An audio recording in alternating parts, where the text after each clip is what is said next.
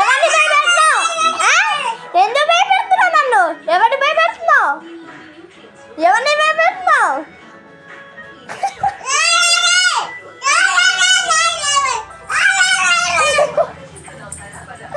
ఎవరిని భయపెడుతున్నావు అసలుకి?